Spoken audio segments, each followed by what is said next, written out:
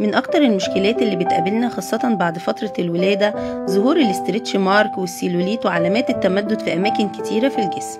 بس هكلمكم النهاردة عن براند فكر في كل أنثى وكل أم وجاب لنا حل للمشكلة دي.